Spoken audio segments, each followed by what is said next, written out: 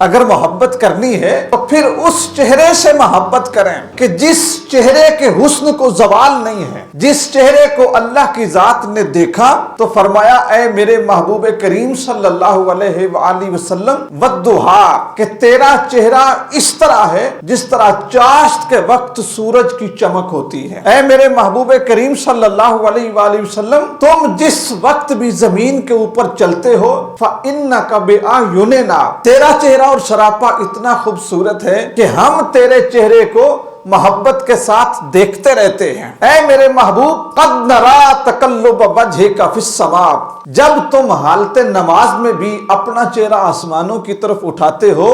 تو تیرا رب تیرے چہرے کو محبت کے ساتھ دیکھ رہا ہوتا ہے۔ یہ اللہ کی طرف سے نبی کریم صلی اللہ علیہ وآلہ وسلم کے خوبصورت حسن کی تعریف ہو رہی ہے۔ اب ان لوگوں کی طرف آئیں کہ جنہوں نے سامنے بیٹھ کے نبی کریم صلی اللہ علیہ وسلم کے چہرے کو دیکھا، جنہوں نے خود مشاہدہ کیا۔ پچھلے جمعہ پہ ہم نے نبی کریم صلی اللہ علیہ وآلہ وسلم کی جو رضائی بہن ہے، دودھ شریک کی بہن حضرت شیمہ رضی اللہ تعالی عنہ، ان کی لوریاں میں نے آپ کو پڑھ کے سنائی تھیں کہ وہ حضور کے چہرے کو دیکھتی تھی تو کس طرح محبوب کریم صلی اللہ علیہ وآلہ وسلم کے خوبصورت حسن کو دیکھ کے وہ فریفتہ ہوتی تھی۔ لیکن وہ پھر بھی بچی ہے۔ بسا اوقات عقل میں یہ بات آتی ہے کہ ایک بچی تو کھلونوں سے بہل جاتی ہے، ایک بچی تو چند پٹولوں سے بہل جاتی ہے، ایک بچی تو اپنا من پرتانے کے لیے کسی عام چیز سے بھی خوش ہو جائے گی۔ بات تو ان لوگوں کی ہو کہ وہ لوگ کہ جو حسن میں اور بدصورتی میں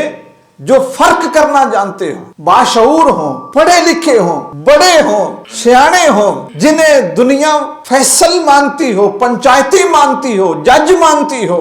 تو نبی کریم صلی اللہ علیہ وآلہ وسلم کے ایک صحابی ہیں جن کا نام حضرت حسان بن ثابت ہے۔ یہاں پہ میں یہ بات آپ کو بڑی تفصیل کے ساتھ سمجھا دوں۔ حضرت حسان بن ثابت رضی اللہ تعالیٰ عنہ نبی کریم صلی اللہ علیہ وآلہ وسلم کے وہ صحابی ہیں جنہوں نے 120 سال عمر مبارک پائی، اور نبی رحمت صلی اللہ علیہ وآلہ وسلم نے کئی موقعوں پر، یعنی جس وقت غزوہ احزاب ہوا اور مسلمان جیت گئے تو محبوب کریم صلی اللہ علیہ وسلم نے اپنے صحابہ سے فرمایا کہ اے میرے صحابہ، آج کے بعد قریش والے تلواروں سے حملہ نہیں کریں گے، مکہ والے آج کے بعد تلواریں لے کے ہمارے مقابلے میں نہیں آئیں گے، بلکہ اب زبانی وار کریں گے، میری کردار کشی کریں گے، اسلام پہ تنقید کریں گے،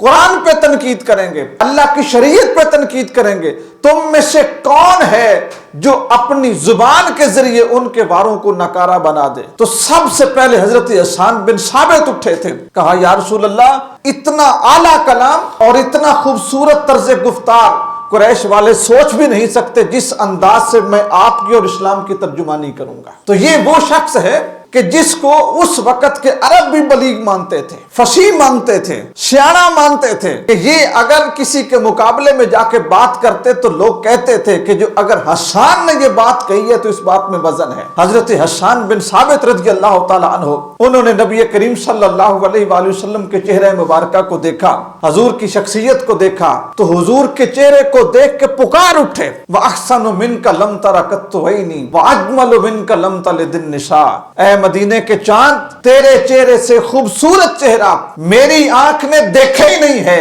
اور تمہارے وجود سے خوبصورت وجود آج تک کسی ماں کے کوکھ سے پیدا ہی نہیں ہوا۔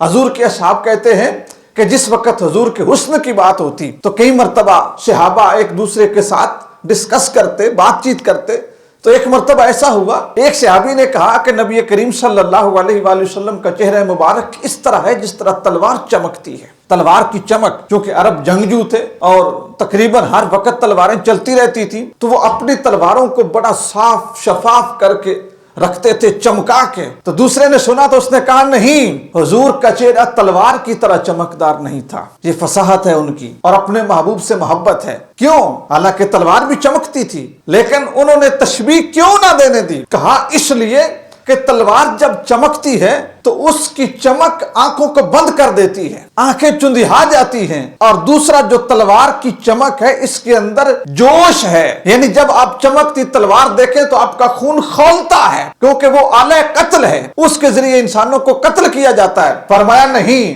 मेरे महबूब के हुस्न को देख के खून खौलता नहीं है, बल्कि तबीयत के अंदर खुशी और नफासत पैदा होती है। और हुजूर का चेहरा, उसको अगर इंसान देखे तो इंसान की आंखें चुंधियाती नहीं है, इंसान की आंखों को ठंडक और सुकून मिलता है। तो दूसरे सहाबी ने कहा, नहीं, हुजूर का चेहरा तलवार की तरह नहीं था, बल कान वजहुहु मिस्लल मसहफ, हुजूर का चेहरा तलवार की तरह नहीं था, हुजूर का चेहरा इस तरह था जिस तरह खुला हुआ कुरान होता है।